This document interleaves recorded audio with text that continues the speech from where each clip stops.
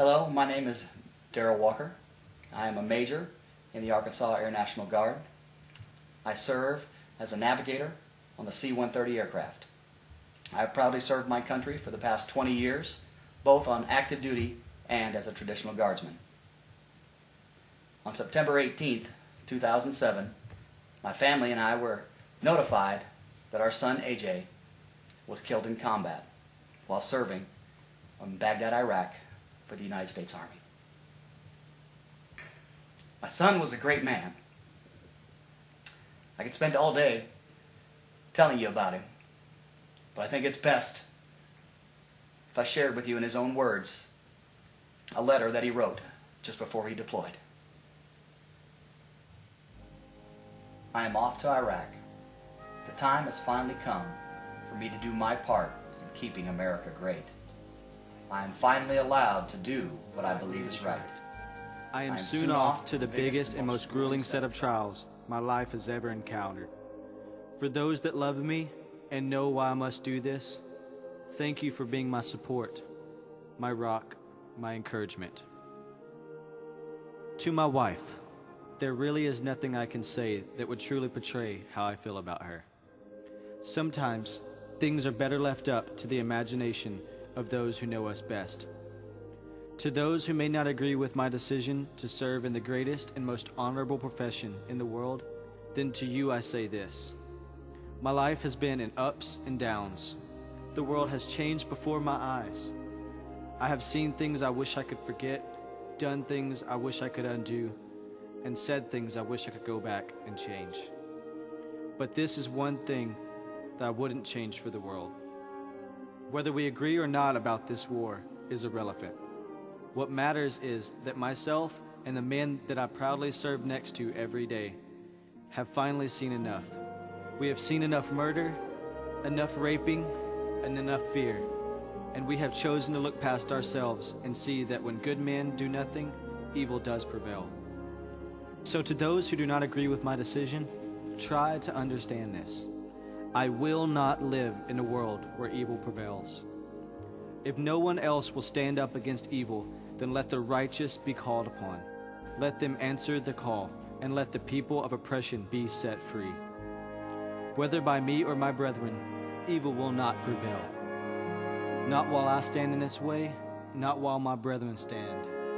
To paraphrase a friend, a brother of mine, people aren't soldiers because it's always fun. Ask any soldier, they hate it.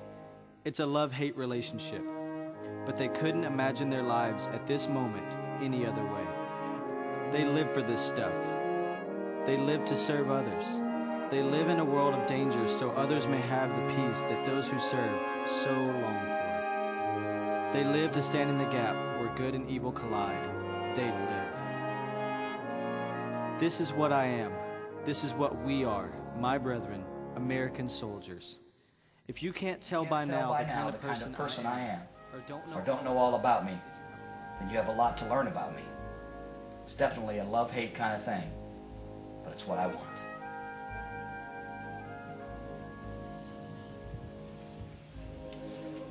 My son AJ was 23 years old, and he had just become the man that I always prayed and always knew that he would become.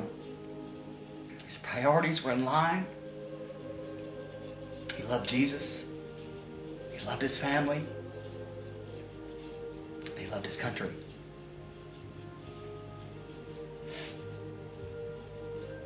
I still remember him telling me how it was his turn to serve. He said, "Dad, it's my turn to go." And I said, "I know." I said, "I want you to wait. I want you to make sure." I said, "Give me 6 months to make sure." So the war's not going to go away anytime soon. And he came back in 2 months. He said, "Dad, I need to go." He said, this is what I need to do. This is what I was made to do."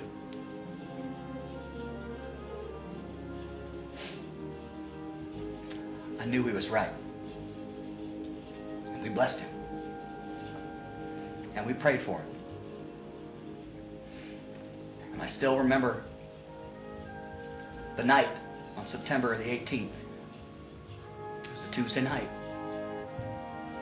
And the casualty assistance notification team came to our house and notified us that AJ was killed in combat. I remember my wife's words. She said, if he had to die, this is the way that he would have chosen. So he was. Memorial Day was a day to honor our men and women that have served in the armed forces and have made the ultimate sacrifice.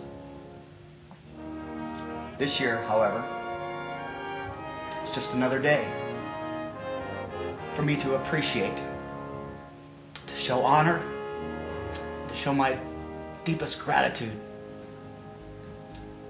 to those families and the loved ones that have paid the ultimate sacrifice, like my son, in their service for their country. To me, this is a demonstration of what Jesus talked about in John chapter 15 and verse 13, where he said, "Greater love has no man than this, and to lay down his life for his friends." That's Christ-like.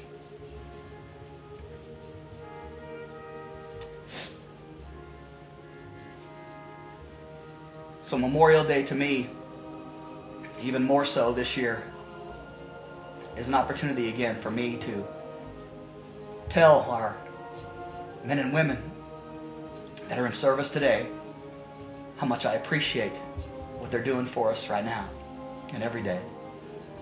And to tell the families how much I appreciate their great sacrifice.